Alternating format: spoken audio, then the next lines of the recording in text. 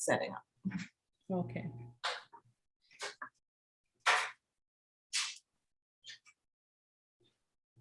Tell me when.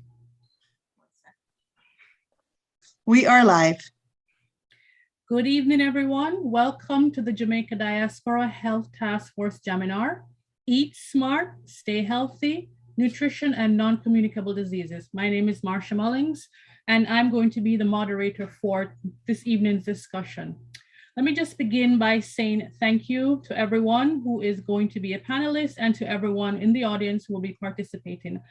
We know that you have other priorities, professional and personal, so we do appreciate you taking time out to join us for this wonderful topic and this wonderful discussion. I am going to be, as I said, moderating, and we have 3 panelists for tonight's discussion. Each panelist will speak for 10 to 15 minutes. We will have every panelist speak, and then after the 3 panelists have spoken, we will take questions from the audience and from, of course, among each other. We are anticipating a very lively discussion among ourselves and with our audience members, but we will be monitoring very closely to make sure that we stay within our allotted 60-minute time slot. So we do appreciate your brevity in some of the answers, but we are looking forward to a very healthy and lively, bubbly discussion. I'm going to get us started by introducing our first panelist, Mr. Desmond Croker. Desmond completed his nursing program at the Georgetown School of Nursing in 1977.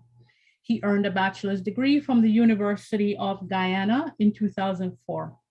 Desmond earned also a master's degree from the University of the West Indies in 2014.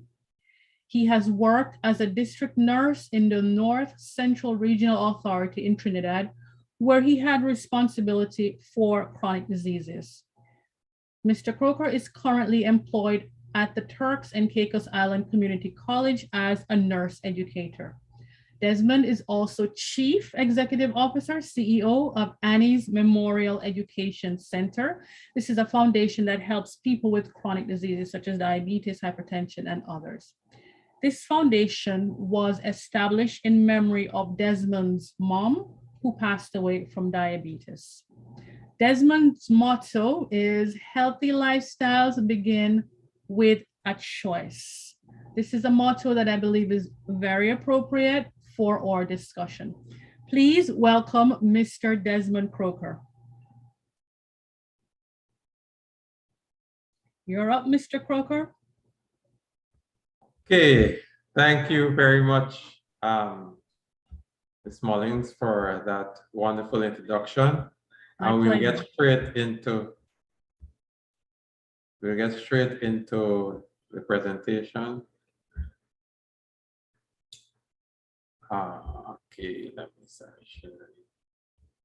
Are you seeing my slide? Yes. Wonderful. Let me just get this slide shown.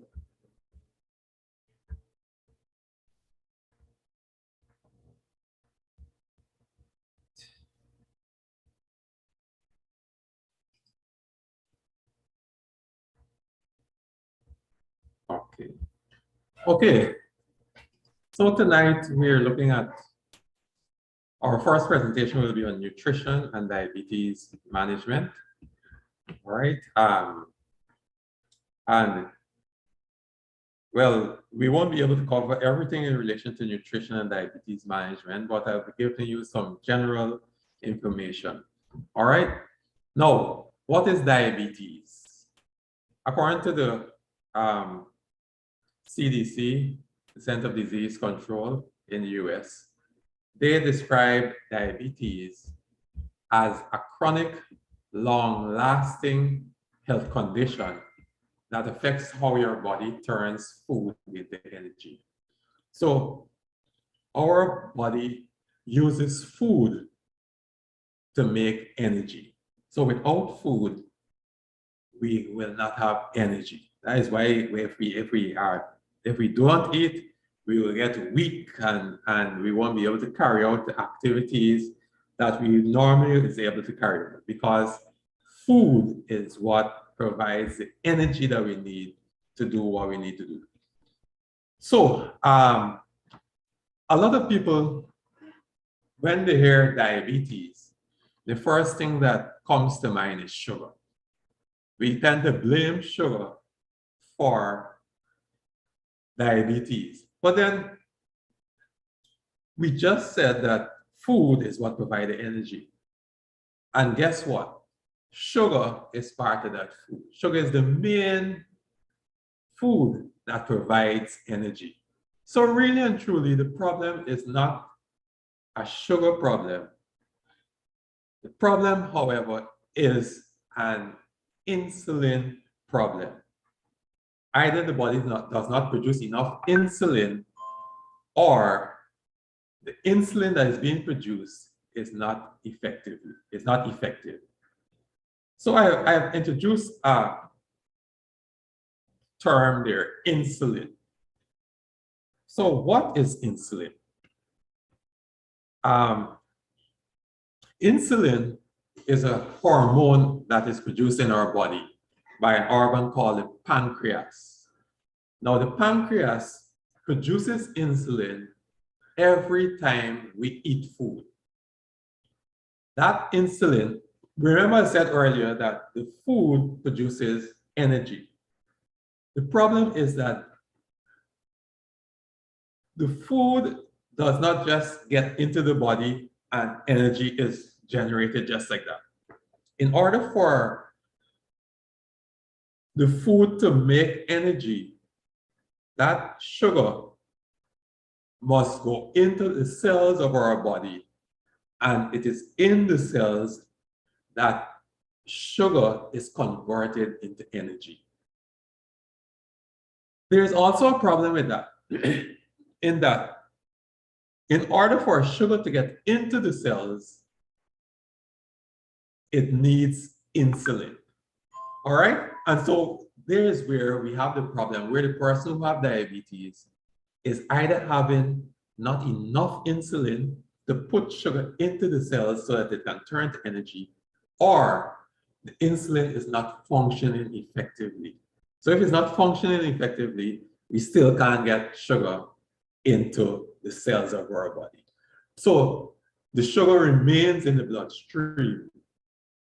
And the more you eat, the more sugar remains into the bloodstream, and it is not going into the cells. So the carbohydrates in our food, we talk about the food we eat is what produces the energy.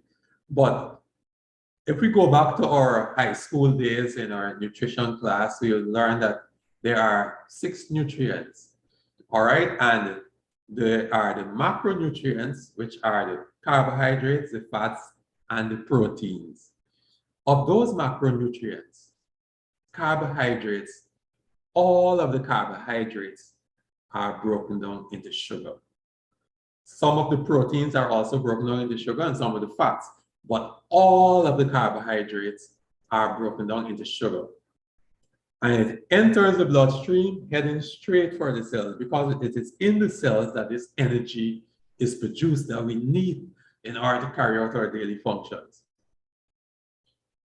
Now, when you have diabetes, if you don't have diabetes, that sugar, once it gets into the bloodstream, insulin is produced at the same time, and that insulin opens the door to the cell, sugar goes into the cell, and the cell is able to convert that into energy. But as we identified before, when we have diabetes, that is not happening. There's not enough insulin to take the sugar into the cell. The insulin is having a problem with connecting with the cell. All right, so look at this as a door, and the insulin as the key to that door. If somebody takes something and stuff it into the keyhole, no matter how you try to get that key into the hole, it wouldn't open the door. And so that is something like that is happening with the person who have diabetes. So this transfer of sugar into the cell is not occurring. So then, we identified that the carbohydrate foods are what becomes sugar and needs to get into the cell. So what are some examples of these carbohydrate foods? All right, I have some of them, a list of some of them here. We have bread, bagel, pancake, porridge, cereal, breadfruit, yam, Irish potato, sweet potato, pasta, dumpling, rice, plantain, corn, popcorn, biscuit, all our peas and beans, our carrots, pumpkin, beetroot, all our fruits, coconut water, and milk. I wonder if any of those you're learning for the first time, they are carbohydrate. These are all carbohydrate-rich foods. And so these are the foods that are contributing sugar to our body. The thing is, because especially for the person with diabetes, and I say especially because even if you don't have diabetes, you still need to be watching how much sugar we're putting in, because if the body is not using up the sugar, it's going to be causing problems with our bodies. So we have all this. If we look at our typical meal, all right, you'll notice that a lot of times the meal, when we sit down to eat our meal, we're having a lot of these kinds of food in our meal. And so the problem is not with having these food in our meal. The problem is with how much of these foods we are having in our meal. All right. So in terms of managing diabetes with food, now managing diabetes takes on a number of variables. All right, we talk about our diet. We need to manage with our diet. We need to watch our exercise. We need to start exercising. We need to understand how to use our medication correctly. And we also need to understand how to manage stress effectively. But for this presentation, we're only looking at managing with nutrition. So these are my counsel to you in terms of managing with nutrition.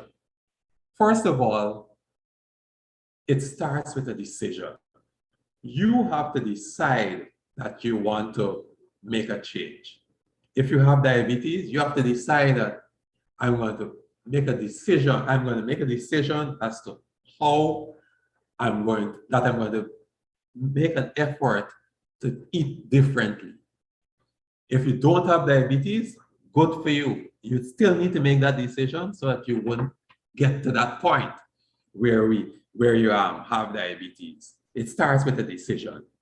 Then, after you make that decision, a lot of times we eat when we feel hungry. So if we don't feel hungry, we don't eat. But our bodies are made up in a way that it gets accustomed to routines. You ever notice that you might have to get up at a certain time in the morning to go to work. So you set the alarm clock for that time. Every morning the clock will alarm. And after a while, you realize that you even wake up just at the time before the clock alarms, because your body has gotten accustomed to waking up at that time. And so the body gets into that routine. Similarly, when we're eating our food, when we have a regular time for breakfast, when we have a regular time for lunch, a regular time for dinner, our body gets accustomed to that and is prepared to deal with the meal at those regular times. So have regular times for meals. Plan our meals. This is another thing that plagues us. When we don't eat until we're hungry, and when we're hungry, then we're making a decision as to what we're gonna eat. All right, and so the nearest thing that comes to our hand when we get hungry We just grab and eat. A lot of times it is something sugar, something carbohydrate. And so there is no plan into what you eat. You just eat, just pick up something, eat, and when your belly full, you stop eating and you go on. So, and there's where the challenge is. So remember I said it's about how much of those carbohydrate foods you're putting in. And so when we have a plan, we know that for lunchtime, this is what my meal will be. We help to avoid that. All right, so plan the meals. Then of those lists the list of carbohydrate foods that I would have identified, they can be divided into two groups. One group is called the complex carbohydrates, and the other group is called the simple carbohydrates. So you want to focus more on the complex carbohydrates because it allows the body some time to digest that sugar and to deal with it at a slower pace compared to the simple carbohydrates. So you want to focus on those whole grain foods that will give the body that opportunity. So that is what will help the body in managing the sugar from the carbohydrates that is presented, that is in the food that you eat. Finally, this is an example of what your plate should look like when you are going to sit down to eat your meal. All right, half of your plate should be vegetables, green leafy vegetables.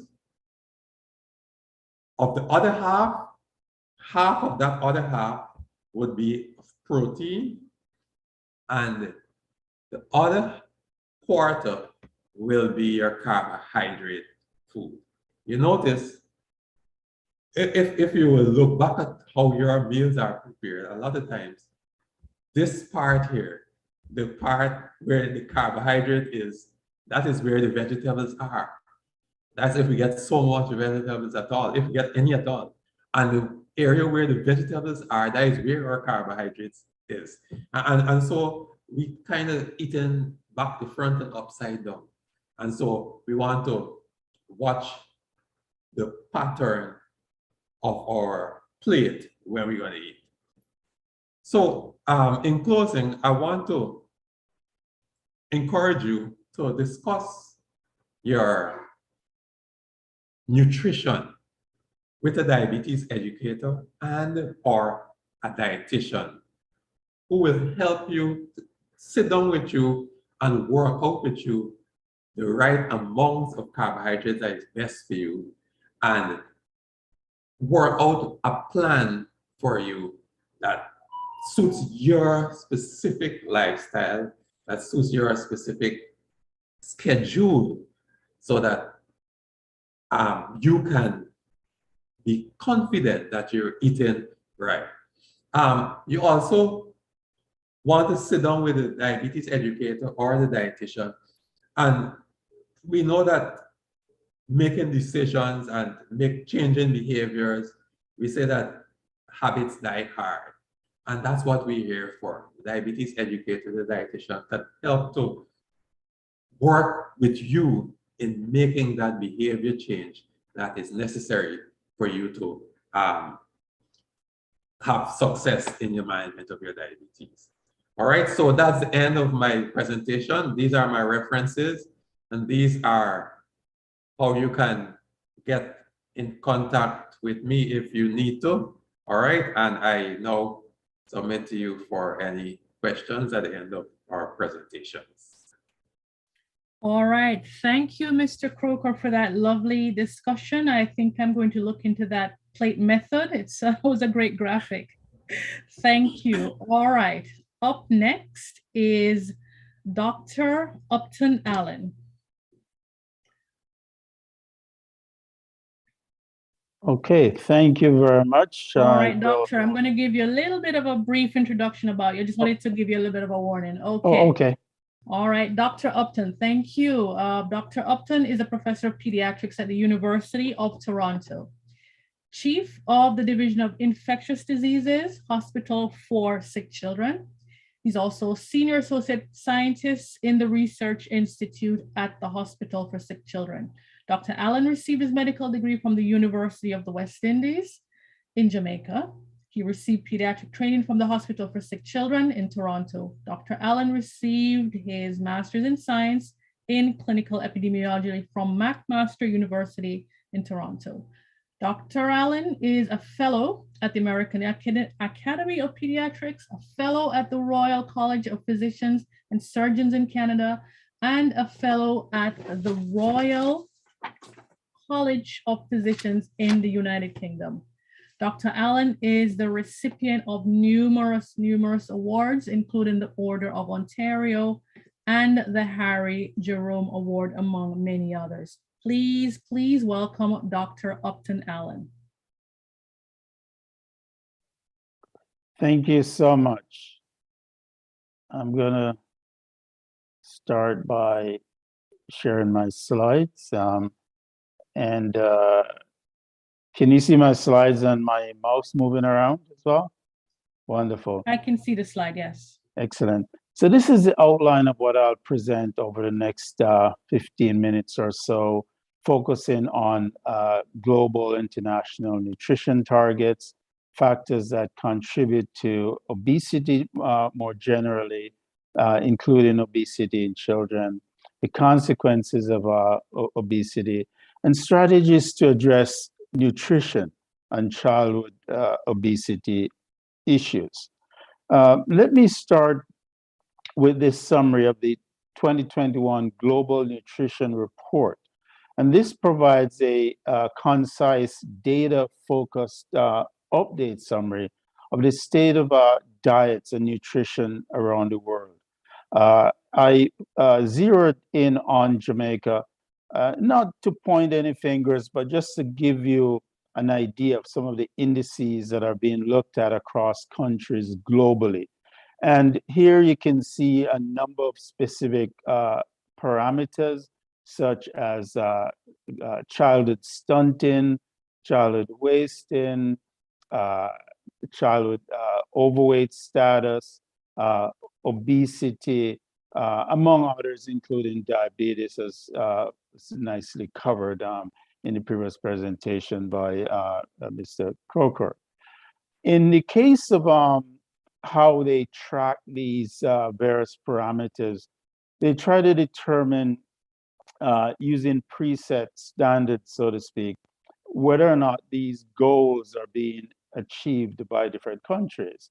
And in the case of Jamaica, we are on track with respect to child wasting, the overweight status.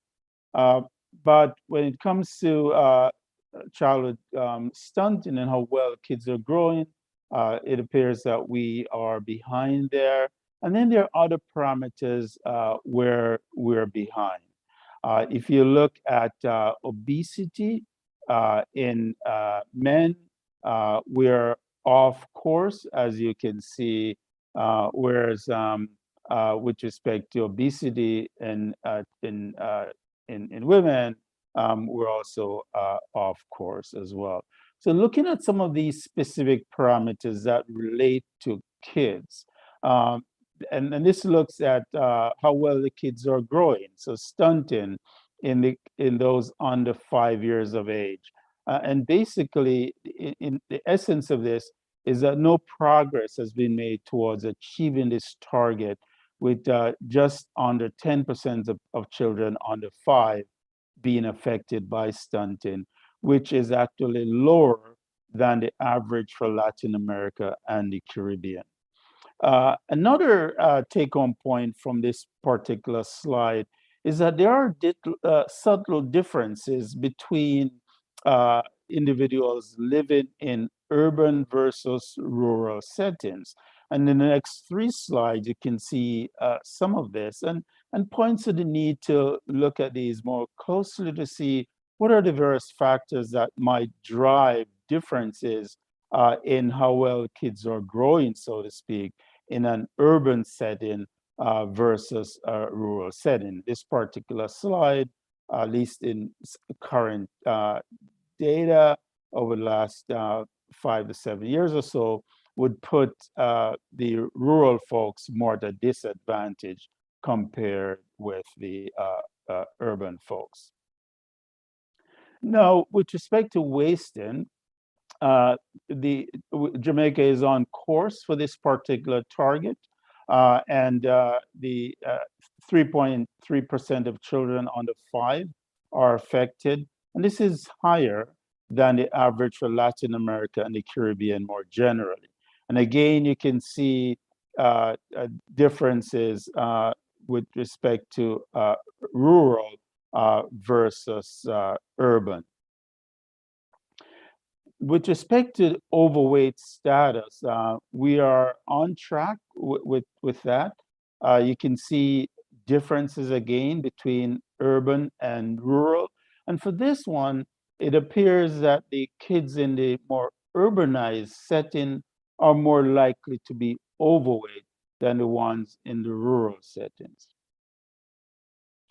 And if you look at obesity in children and adolescents from age 5 to 19, I think the key take-home point here is the trajectory of the graph over time. You can see a progressive increase in time over time, with boys tracking below their female counterparts. Now, the key is what are some of the reasons for this, and what are the consequences? And all the countries around the globe are tackling this issue of childhood obesity. I summarized on this slide data from just one of those countries. What are the factors that contribute to childhood obesity? Family eating habits, the way we are regularly encountered with different ways of advertising food, the unhealthy food choices, including the plethora of sugar-rich drinks that we have in the Caribbean, and exposure to various types of unhealthy food, coupled, of course, with physical inactivity, which I'll come to later on near the end of the presentation. But there are many other factors. But what is abundantly clear, and that is emerging to be a major issue, is the increase in screen time. That obesity has clearly emerged as one of the best documented outcomes of screen media exposure. And so you can see how there might be differences based on where you live and how much time you spend in front of an iPad, a computer, TV, what have you. This is a big issue in children. Now, the consequences of childhood obesity can be profound. Childhood obesity translates into adult obesity, and there will be the risk of the various non-communicable diseases, which will be covered in the discussion in the presentation. I'll make brief reference to that as well. But clearly, diabetes is one issue, as well as other issues as well. And we know that kids, when they're obese, they often get depressed.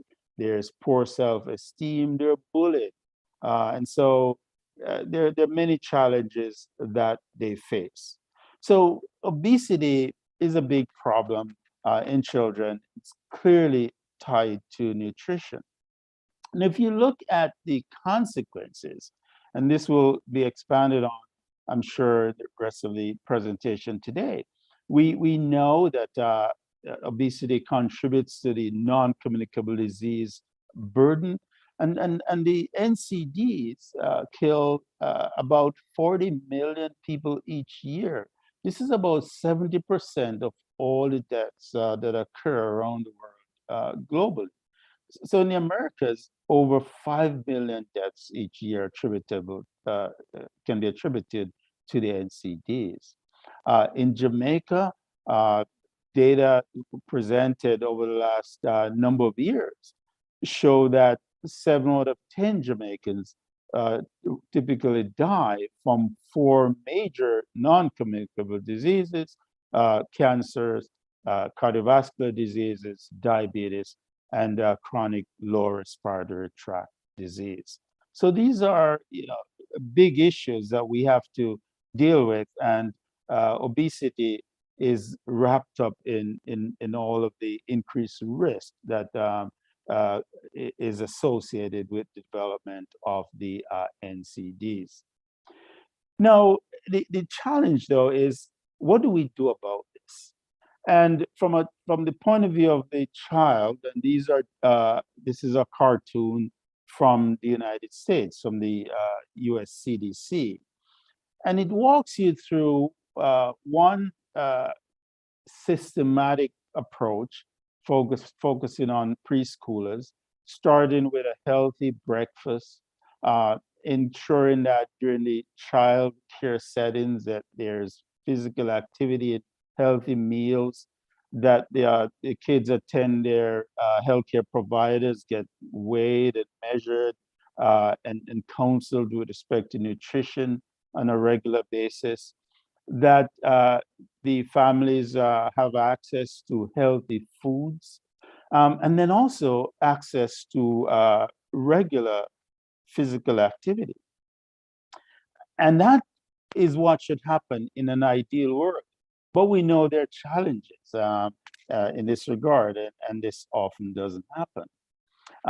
We should applaud the efforts of folks in the Caribbean, Healthy Caribbean Coalition, Preventing Childhood Obesity in the Caribbean, that we can talk as much as we want, but unless we put in place certain policies, we may fall behind.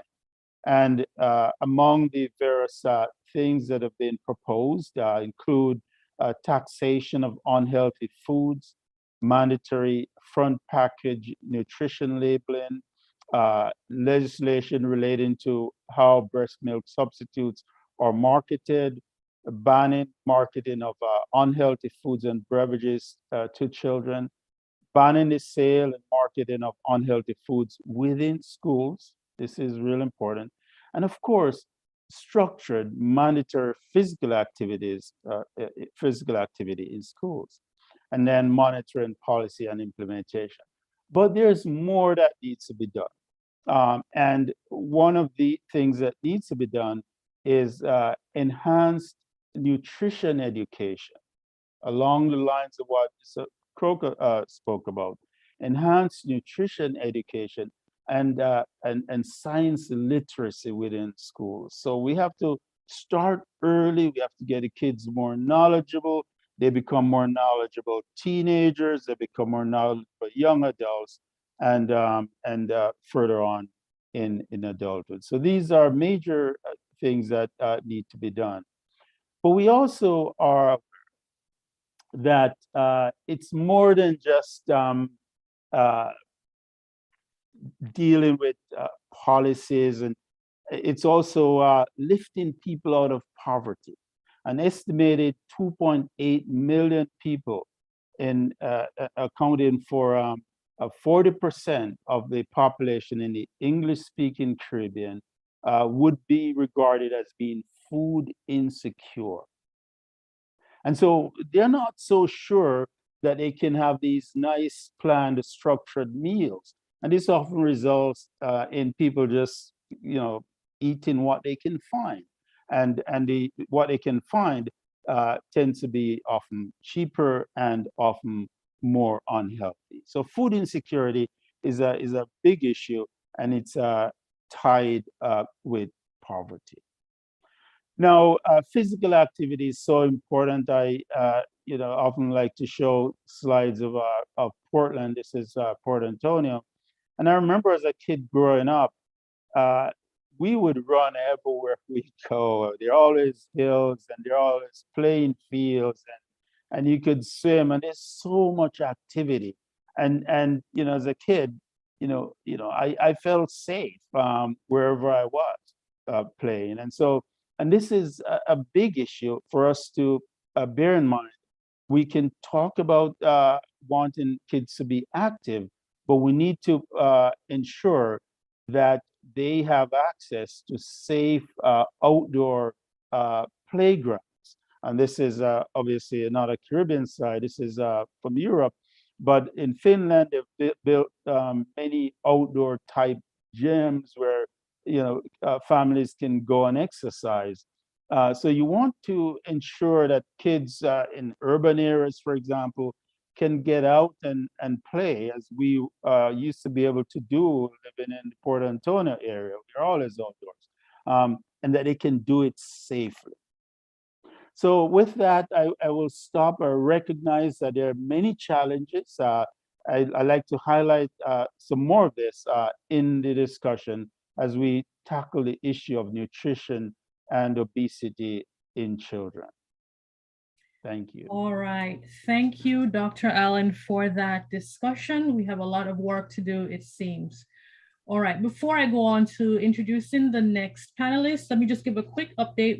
I just wanted to let the audience members know, for whoever might have come in just a little bit after we opened up, that they can add their comments, questions, concerns in the YouTube chat. Okay, we're going to do this after the final panelist has spoken. And so we'll give the audience time to have a discussion with us, okay? All right, next I'm going to introduce Dr. Taraline Malcolm. Dr. Taraline Malcolm is our panelist, our final panelist. She is, Dr. Taraline Malcolm holds a PhD in public health, major in health education and promotion from Walden University.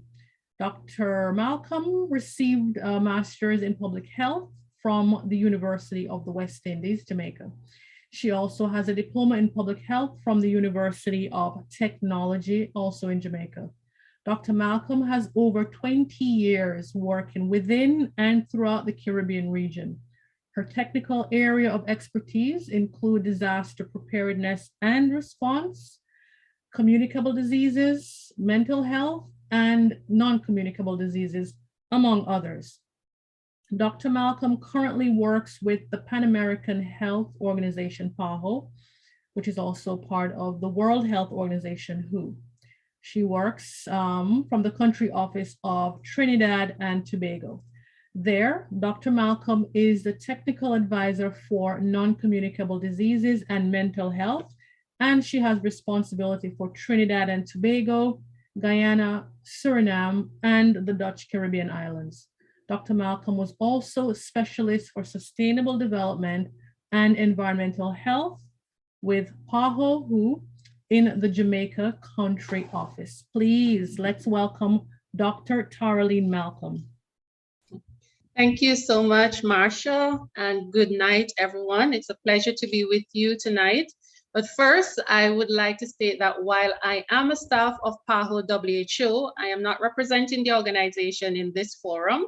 In addition, the data that I will be sharing are official PAHO WHO data that are publicly available in publications. So now that I've gotten that out of the way, tonight I want to spend a few minutes to share some global, regional, and country-specific data on the impact of NCD. And Dr. Allen and Mr. Croker spoke about diabetes and the childhood obesity, which are major issues as it relates to NCD. So I will basically just highlight some of the steps that are also need to be taken to improve and control NCDs. And I will focus, I'll give that global regional picture, but I'll also make mention of what is happening in Jamaica. So I think we are all aware that NCD is a major public health problem throughout the world. Dr. Allen presented some of that data. And the 4 major causes of death are cardiovascular diseases, cancers, diabetes, and chronic respiratory diseases. And the 4 risk factors are tobacco use, unhealthy diet, physical inactivity, and harmful use of alcohol. So prior to 2018, it was called a 4x4, 4 diseases, 4 risk factors. In 2018, at the 3rd UN high-level meeting on NCD, based on the global burden of diseases, it was changed to a 5x5, where there are 5 risk factors and 5 diseases, where air pollution was added as that 5th risk factor, and mental health was added as that 5th condition. But the main takeaway from this slide is that these are lifestyle diseases caused by behavior. And as it relates to our theme for this session, you can see the role of unhealthy diet as one of the modifiable risk factors for NCD. So this slide shows a comparison of the mortality caused by NCD globally in the region of the Americas and in the Caribbean. So according to 2019 data taken from the WHO Global Health Estimates, 74% of death globally are due to NCDs. And what we also see that 81% of the deaths in the region of the Americas is related to NCD. And in the Caribbean, 69% of our deaths are due to NCD. But at the same time, of greatest concern is the premature mortality, which are deaths occurring in our most productive age group of 30 to 70 years. And in the Caribbean, we're seeing that 45% of our deaths are occurring in this age group, when compared to 34% in the Americas and 38% globally. So now when we look at the burden of NCDs in the Caribbean, we see that cardiovascular disease accounted for 45% of those deaths. Cancer is 19% and diabetes is 5%. But as mentioned in my previous slide, just keep in mind that 45% of these deaths are occurring in the 30 to 70 age group. So now let's look at Jamaica. Using the estimated age standardized death rate, Jamaica has an estimated 454.8 deaths per 100,000 population, which is above the regional average of 411.5 deaths per 100,000. And when we compare to other countries, we can see from as high as 838.7 deaths per 100,000 population in Haiti to as low as 301.5 deaths per 100,000 in Canada. So now, when we look at the leading causes of death in Jamaica, 4 of the top 5 causes are related to NCDs, with stroke rank as number 1 and diabetes as number 2. And from this slide, you can see that what is happening in Jamaica is similar to the trend that is taking place in the rest of the Caribbean. So the magnitude of NCD problem is very clear. Now let's look at what we need to do to tackle this problem. So the global monitoring framework for NCD calls for the achievements of 9 targets by 2025. And the overall goal is to achieve these through primary prevention of common risk factors for NCD, reducing the biological risk factors, and strengthening the health system for NCD management. But when we look at the progress indicators for the countries in the region of the Americas, it is clear that while progress has been made, there is a lot more to be done, especially when we look at those related to the theme of this session. We can see that a larger percentage of these indicators have not been achieved.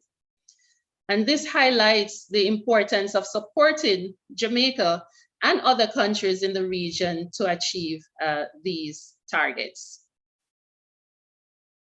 So how is Jamaica faring when we compare Jamaica to other countries in the region? We can see that Jamaica has made some progress, and I'll just zero in specifically on those areas relating to our theme for this session tonight.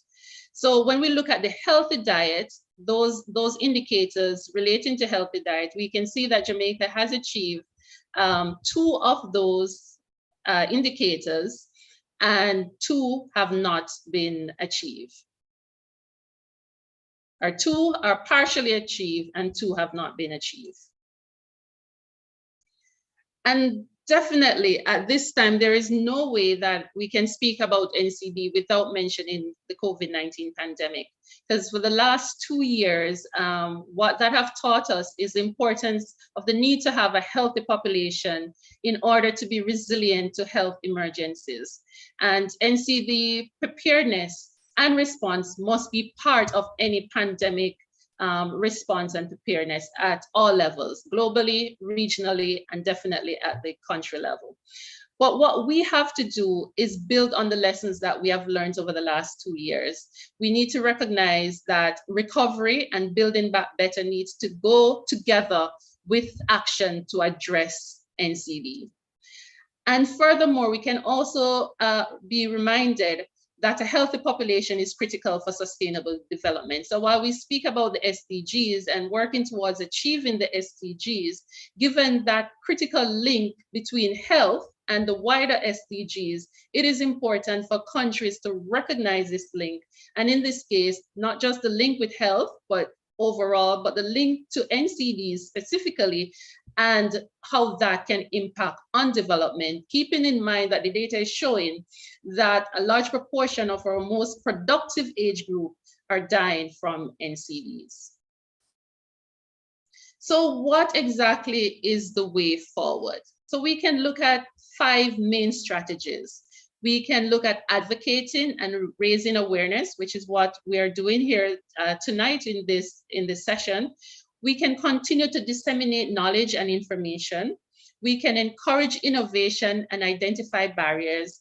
And definitely in tackling NCD, it requires a multi-sectoral action. It's not just health, it requires many, a whole of government, whole of society approach. And in doing and achieving anything, there have to be resources to support these initiatives. So we have to advocate for mobilization of resources at the different level. So there are a number of cost-effective interventions that are already established, and Dr. Allen spoke about some of those in his presentation. And many of these interventions are proven to be cost-effective and has high impact. And these are suitable in countries, low and middle income countries, such as Jamaica and some of the countries in the Caribbean.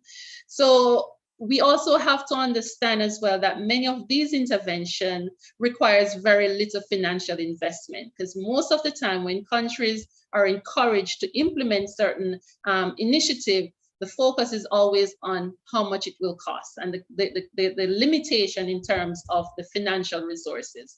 But we have to recognize that many of these really take little financial resources. Again, Dr. Allen mentioned a lot of this in his presentation, so I will just indicate that counseling on nutrition, improve access to affordability of healthy diets, and improvement in the built environment are important if we are to make a difference in improving healthy eating. So in closing, I just want to remind us, as I mentioned earlier, that to tackle the NCD epidemic, it requires a whole of government, a whole of society approach. We have to utilize the health in all policy strategy. We have to make sure that it's multi-sectoral, the various stakeholders are involved, and all of this is necessary in order to address NCDs using the different settings. Are we using our schools? We use in the communities, we use in our faith-based organization, but there are various strategies that has to be undertaken if we are to make an impact on this NCD epidemic that we face globally, in the region of the Americas and in the Caribbean. So I think I'll stop there. I want to thank you all, and I remain available to answer any questions. So I hand back over to you, Marsha. Thank you, Dr. Malcolm. I've been thinking about that whole of government, whole of society approach and wonder how we will fight the challenge of the whole of society part and also the whole of the government part. But let us now go to any questions that are in the chat.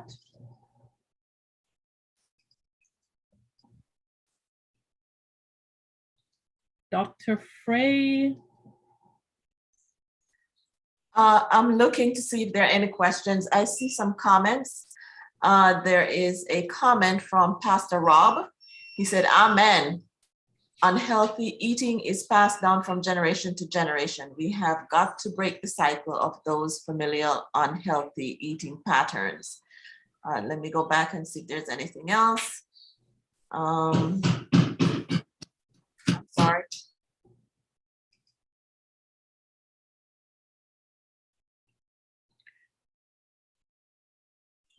Okay. I don't see any more questions. Okay, great. You know what? Because I actually have a few myself. I don't mean to be to hog the talk, but for Mr. Croker, you had said that the problem is not a sugar problem. You know, I think a lot of us would think that if we avoid high sugar foods, drinks, we will solve the problem. This is actually quite a revelation. Obviously, as a scientist, you sort of understand these things, but as a human being, you tend to think, okay, just avoid the sugary snacks, drinks, and I will be good. What is your advice to people who think that this is an easy or this is a manageable way of dealing with the problem of diabetes or pre-diabetes? Okay, thanks, Marsha, for that question. In the presentation, I highlighted that our body needs sugar, right? That is what is used for energy. So avoiding sugar will end up with us not having energy. So it's about understanding how much of that sugar to use. It's understanding what sources of sugar. All right, I listed some examples of carbohydrates. So it's about understanding the sources of sugar that will be best for you. All right, and what is used will depend on your life, things like your lifestyle, things that are available to you, and things like that. And so that is why at the end I would have identified that it would be wise to sit with a dietitian, sit with a diabetes educator who will work these things through with you. There's no one size fit all for this question either. So it is always something that is individual. So that's why the one-on-one session is important. Mr. Croker, how feasible do you think, though, in let's, for example, Caribbean society, that for example, that the carbohydrate foods that you mentioned, a lot of them are what we consider good foods, vegetable, fruit, beetroot, all of these things. How feasible is it to say that, we're going to tell people that these are some things that may be too carbohydrate rich? No, I wouldn't say that to people. Okay. What I would encourage people to do is we can eat those things. It is always about how much. Right. It's always about how much. It's not that we shouldn't eat it, it's how much. And how much would depend on what your lifestyle is like. So it goes back to that one-on-one conversation. Okay, thank you. No, I'd just like to add that, yes, it's about how much, and also for people to understand that they also have to exercise. Walking is great exercise. Of If course. we're taking too much and we're not getting rid of it, we're just going to get bigger and bigger, and we're going to have too much of the, too much of the sugar will be left behind in our bodies. And then later on, we may end up needing insulin to regulate, to help us to utilize that amount of sugar. So we are really what we eat, if you think about it. And so we just have to learn to change our behaviors, not suddenly. It's going to take time, because I think one of you mentioned that it takes time to change habits. And so we have to be mindful of that. So I was struck by some of the statistics that were shared with us, that 40% of the English-speaking Caribbean is food insecure, that 69%, I think you said 69% of the Caribbean, the people in the Caribbean die from NCDs. Yeah, that was quite an eye-opener for me. All right, thank you, Dr. Frey. We do have a question from Carlene T in the chat. Carlene writes or asks, what about root provisions? Aren't they better than rice? I think a lot of us would say that we believe that that's true. So what about root provisions, panelists? Are they better than rice? They all become sugar eventually in the body. Yeah. So I won't really say they are better. What happens is that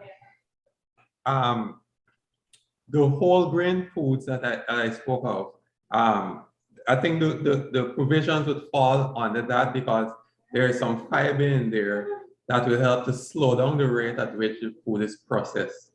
And that gives the body some time to deal with the sugar. So say it is better than rice, it depends on what kind of rice we're talking about. Because if you're using the brown rice, right, it would be the same thing because that will have some fiber in it. Whereas the white rice will not have that. So it is same as the brown rice, maybe better than the white rice in terms of how fast it gets into the system. All right, thank you, Mr. Croker. I have a question for Dr. Allen. Dr. Allen, you mentioned that 70, which seems like an incredible amount, but 70% of all deaths in the world are due to non-communicable diseases. Dr. Allen, do you remember if this was an age-adjusted rate or a crude rate?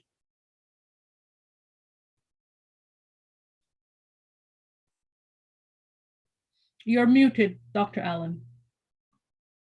Dr. Allen, you're muted. You're muted.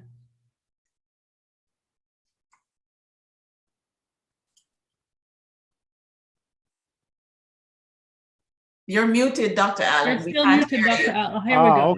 Okay, all right. Sorry about that. No worries, no worries. You know, the figures that I mentioned related to, and I'm sure others can comment on this. These are deaths among individuals 5 years and older. I don't have any additional details about that, but certainly these are data that were interestingly were presented by Dr. Tufton to the UN a few years ago. It's really quite striking, and I'm sure that Dr. Malcolm would agree. This is really quite scary stuff indeed. Yeah, I was a bit shocked to see 70% at this stage. We've been dealing with healthy people 2010, 2030, and 2050, and all of these things, and we're still at 70%. If the panelists don't mind, I'm going to have, I would ask Dr. Malcolm, I have 2 questions for you. 9 targets by 2025. These always seem to be such short time span, and I wonder if we're meeting these goals. And the second question was about the thing I mentioned earlier was the whole of government, whole of society, and the whole of society part. What's your opinion on us meeting these targets within such a short time and the whole of society bit? Thank you, Marsha. I'll start off first by just adding to what Dr. Allen mentioned about the statistics. I think Dr. Allen presented the 2015 data, if I'm correct, and I presented the 2019, which had 74%. So it is a real problem globally, showing that we definitely have to look at our NCD problem. And as I mentioned again, it links back to what we saw with COVID-19. And that's why we were seeing such increased deaths or fatality among persons that contracted COVID-19, because the statistics showed that majority of those that had severe illness or died from COVID are those that had an NCD. So it is a real problem globally. In the Americas, because 81% of all death in the Americas is due to NCD, and 69% of all deaths in the Caribbean is due to NCD. So yes, as it relates to the targets, again, usually these targets are set in consultation or in discussions with countries. And what we have done, or what WHO and the UN have done, is establish these progress indicators to monitor how things are progressing over the year. So when we look at these indicators, we're seeing where progress has been made, but then there are those that are lagging behind. And the response to whether or not we're able to achieve those targets is based on, again, the second question that you asked about the whole of government, whole of society approach, because a lot of time when we think about health, our focus and our attention has always been on what the Ministry of Health is doing. We have to really step away from that. And again, COVID-19 have taught us the lesson that we cannot focus on Ministry of Health, because these health implications are affect all sector. It affects development, it affects tourism, it affects our financial sector. So if countries are really committed to making a difference, given that all the cost-effective interventions are there. Dr. Allen laid out a list of them that are there to support childhood obesity in terms of banning advertisement and marketing to children, ensuring all availability of healthy foods. Countries will need to take those tough decisions to take actions that will allow for these to happen, right? We can make healthy food cheaper by increasing taxes on unhealthy food, but yet we find it cheaper to buy the fast food than to be able to buy vegetable. So if we look at our system, if we're able then to say we're taxing the unhealthy foods so that the funding can go towards making those healthy foods cheaper, then we are one step closer to be able to make a dent in this epidemic and increasing the possibility of achieving these targets. I wouldn't say that it's impossible, but it would require building on the lessons that we have learned from COVID-19, recognizing that the different ministry, agriculture have a significant role to play, supporting backyard farming, Ministry of Tourism have a role to play because they want to ensure that, you know, there are ways that we can promote community tourism. So we use strategies that are important to help us to get to where we want to go. No, I agree, Dr. Malcolm. I agree 100%. Can I just add two things from the pediatric perspective, which I did mention, but I really don't want us to lose them.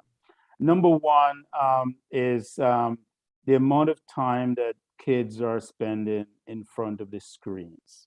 Screen time. It's clearly been shown to be associated with obesity, and it's during that time often that they have these unhealthy snacks. And it's all built into the advertising that happens during the commercial break on TV, for example. It's all subtle. So that's a big thing. In pediatrics, we see that it's well researched. Screen time is a big thing. The second point I just want to mention is the physical activity in safe surroundings. So it's really important that we work to ensure that there's structured, planned physical activity for the kids, not just within the school setting, but within the communities, and that they can do that safely. So it is a multifaceted strategy. Thank you, Doctor. We're running a bit over time. It's 9:05. There are some comments. I'll just quickly read them. This one is from Christine. This is quite educational and enlightening. Joel Myers said, there are studies that indicate unhealthy foods presented visually in contemporary and social media influence preference intake of foods, especially among children. Dr. Thompson has a quick question. Thanks, Marsha. The question I had was Dr. Hallin answered before I asked, right? All It was right. it was related to screen time and in the relationship with nutrition. All right. And Ms. Marion Edwards mentioned in the comment section, moderation is the key.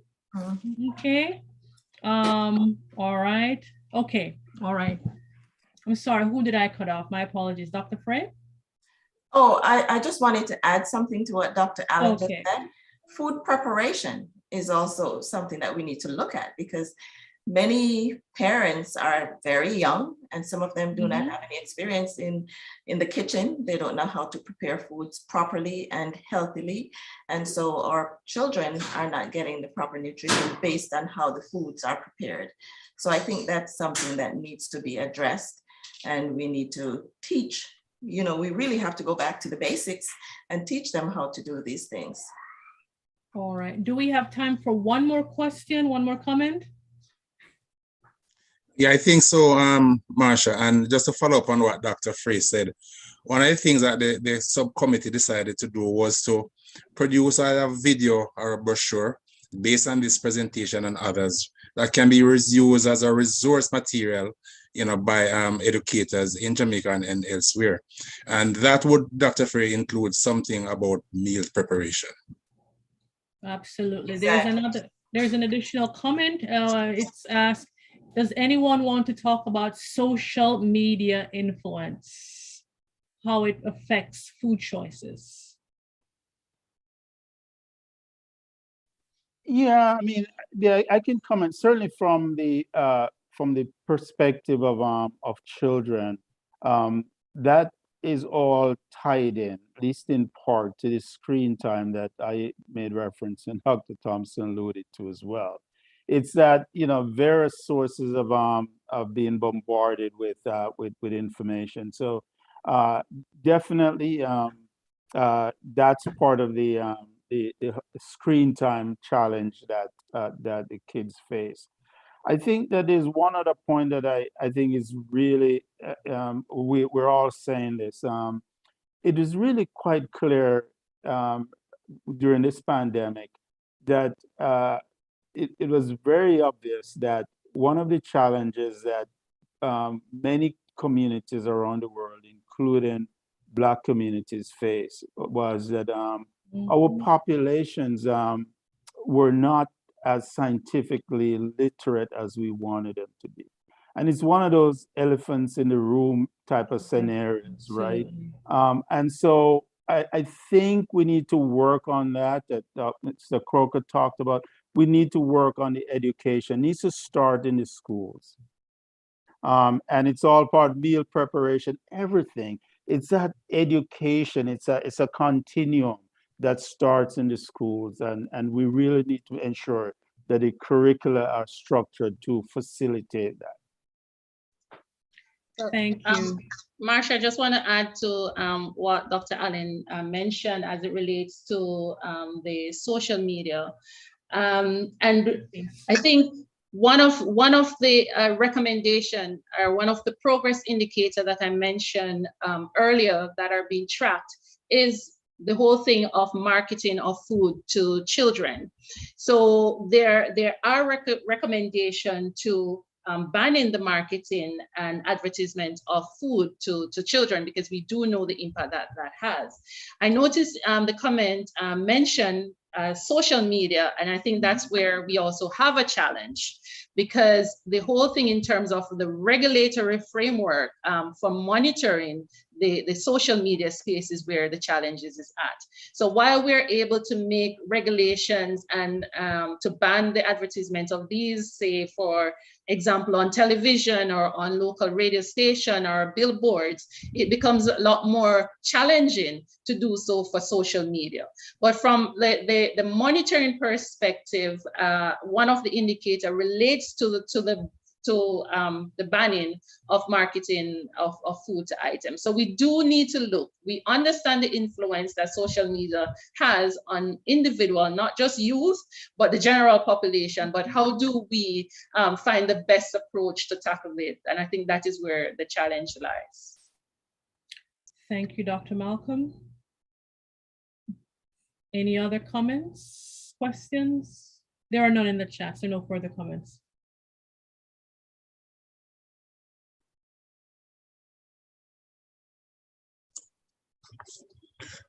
Maybe just a quick question or comment for Desmond. Desmond, carbohydrates in food, especially ready-to-eat foods. Most time the consumer has no idea how much carbohydrate is being consumed. Any recommendations, any suggestions about maybe more labeling and not just, especially for ready-to-eat food? Any comments, any suggestions, any ideas around that? All right. My first response to that would be to prepare your own food. All right. That's my first response. And so you can do that.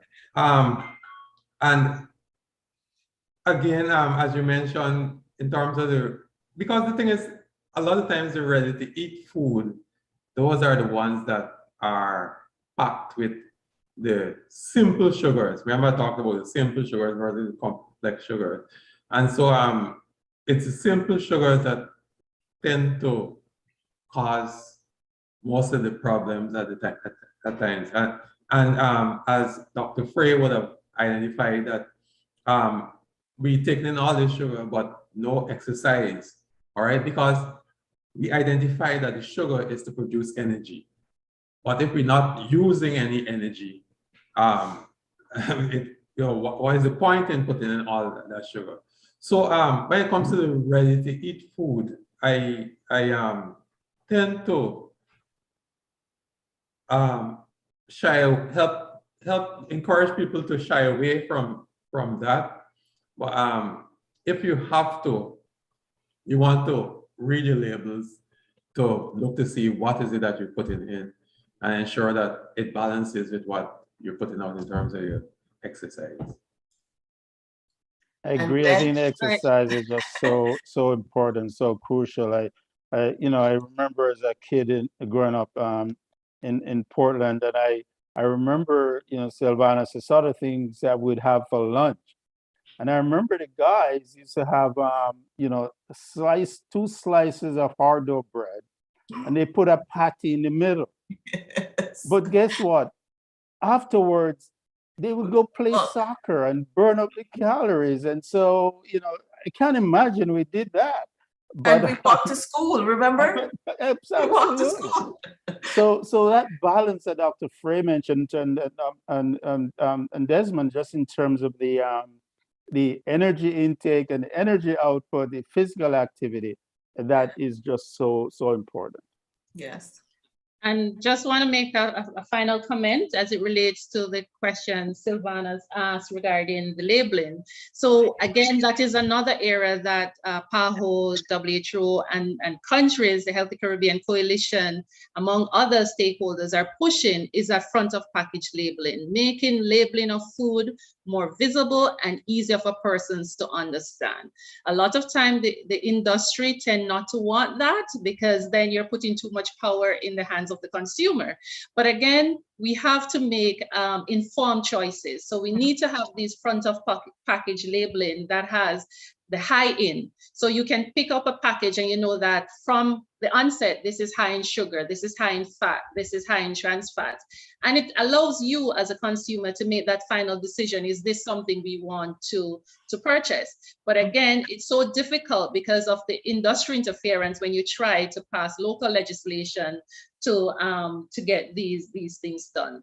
So I would recommend for the countries to really advocate for improved labeling, for better labeling, and push for the front of package labeling standards.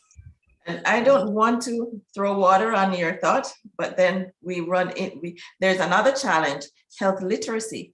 How many people will be able to read and understand those labels and make informed choices?